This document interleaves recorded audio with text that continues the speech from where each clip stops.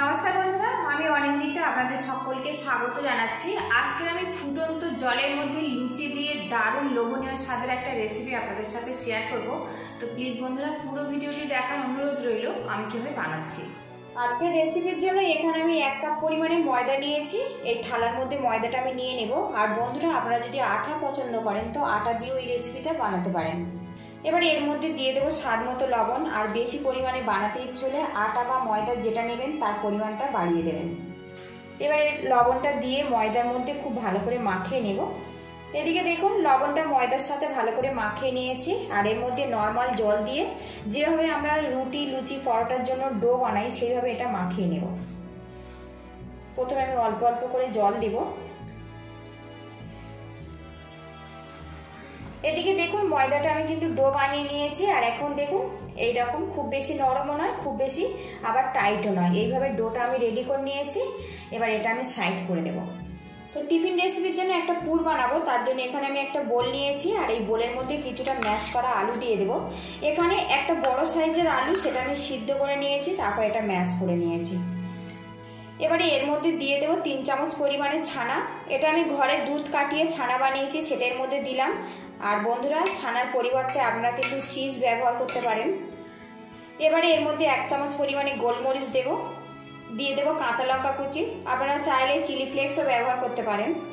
এবারে এখানে দিয়ে দেবো ধনেপাতা কুচি, শুধুমাত্র পাতা ব্যবহার করেছি। দিয়ে দেবো 1 চামচ পরিমাণে চাট মশলা। এবারে এর মধ্যে দিয়ে দেবো ম্যাগি মশলা। ম্যাগি মশলাটা একদমই অপশনাল বন্ধুরা, এটাও দিতে পারেন আবার নাও দিতে পারেন। সবশেষে স্বাদ মতো লবণ দিয়ে দেব। এবার এটা ভালো করে মিক্স করে নেব। আর বন্ধুরা এই পুরটার স্বাদ বাড়ানোর জন্য আপনারা কিন্তু পছন্দসই মশলা এখানে ব্যবহার করতে পারেন। এটা ভালো করে মিক্স করে নেব। ম্যাগি মশলাটা দেওয়ার জন্য কিন্তু এখানে পুরটা খুব সুন্দর একটা গন্ধ বেরিয়েছে। এটা যেহেতু বাচ্চাদের একটা টিফিন রেসিপি, ম্যাগি মশলাটা দিলে খেতে কিন্তু ওদের খুবই ভালো লাগবে। এদিকে দেখুন পুরটা কিন্তু আমার রেডি হয়ে গেছে। এবার এটা আমি সাইড করে দেবো। কিচেন স্ল্যাবে আমি ময়দার ডোটা নিয়েছি, একটু হাত দিয়ে এইভাবে মাখিয়ে নেব। ডোটা মাখানো কমপ্লিট হয়ে গেছে। এবার এর থেকে আমি লুচির থেকে একটু বড় সাইজ করে লেচি কেটে নেব। এইভাবে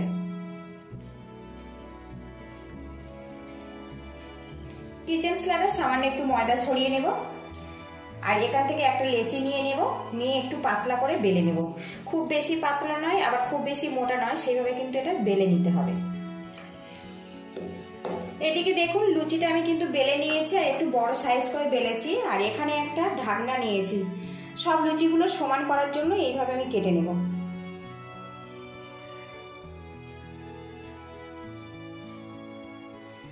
তো দেখুন একটা লুচি কিন্তু আমার রেডি হয়ে গেছে।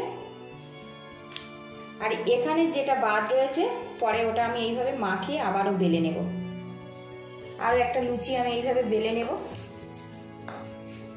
এই লুচিটা বেলা হয়ে গেছে, ঢাকনি দিয়ে এইভাবে গোল করে কেটে নেব। এইভাবে সবকটা রেডি করে নেব। এদিকে দেখুন সবকটা লুচি কিন্তু আমি বেলে রেডি করে নিয়েছি। প্যানটা আমি হালকাভাবে গরম করে নিয়েছি। আর এর মধ্যে দিয়ে দেবো জল।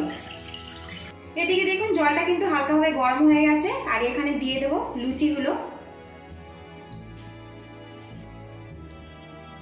সবগুলো লুচি এর মধ্যে আমি দিয়ে 2 মিনিটের জন্য এগুলো ভাপিয়ে নেব।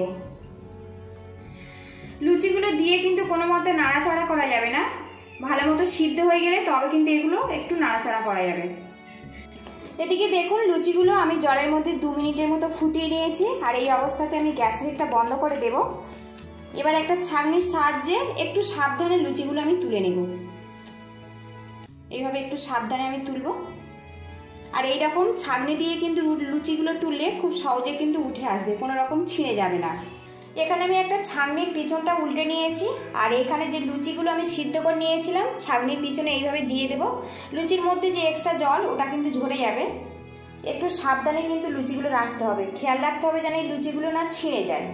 এদিকে আমি একটা প্লেট নিয়েছি আর এর মধ্যে একটা লুচি আমি নিয়ে নেব। আর এখন দেখুন লুচির গায়ে কিন্তু কোনো রকম জল নেই।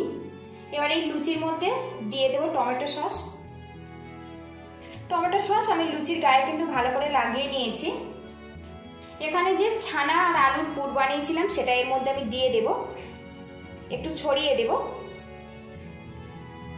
এই পুরটা বন্ধুরা আপনারা কিন্তু একটু ভালো করে বানাবেন, তাহলে কিন্তু এই টিফিন রেসিপিটা খেতে অনেক বেশি ভালো লাগবে। এইভাবে লুচির চারিদিকে আমি পুরটা ভালো করে ছড়িয়ে দেব। খুব বেশি কিন্তু পুরটা মোটা করবেন না, একটু পাতলা করে পুরটা দিয়ে দেবেন। এখানে কিছুটা পেঁয়াজ নিয়েছি, রিং রিং করে কেটে নিয়েছি, এর উপরে দিয়ে দেব। আপনারা চাইলে কিন্তু ক্যাপসিকামও ব্যবহার করতে পারেন।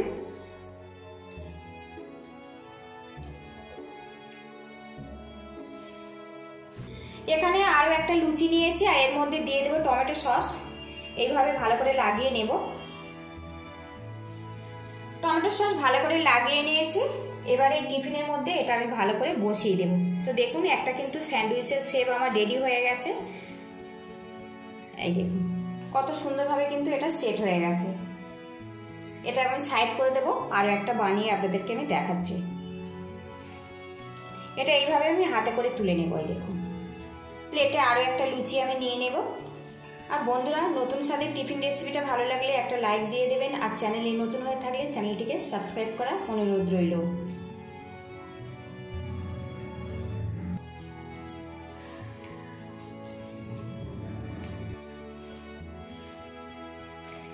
এদিকে দেখুন আরো একটা টিফিন কিন্তু আমার রেডি হয়ে গেছে, আর এইভাবে বাকিগুলো আমি রেডি করে নেব।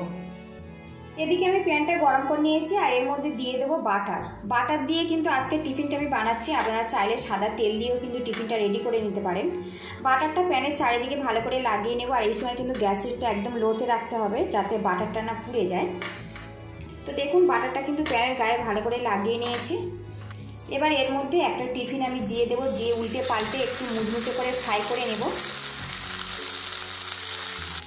এই টিফিনটা কিন্তু একদম লো হিটে ফ্রাই করতে হবে, তবে কিন্তু একটা দিক মুচমুচে হয়ে যাবে। এদিকে দেখুন বেশ কিছুক্ষণ এটা আমি কিন্তু ফ্রাই করে নিয়েছি। এবার এটা উল্টে দেব। আর বন্ধুরা, এটা যেহেতু বাটার দিয়ে আমি সেঁকছি, সুন্দর একটা বাটারের গন্ধ চলে এসছে। একটু সাবধানে এটা উল্টে দিতে হবে। তো দেখুন কত সুন্দর এটা কিন্তু ফ্রাই হয়ে গেছে। একটু খেয়াল রাখতে হবে যেন এই পোর্শনটা খুব বেশি না পেতে যায়, তাহলে একটা কিন্তু টিটকুরি ভাব আসবে, বাচ্চাদের অত খেতে ভালো লাগবে না। আর কিছুক্ষণ নিচের পোর্শনটা আমি ফ্রাই করে নেব, তাহলে কিন্তু আমার টিফিনটা রেডি হয়ে যাবে।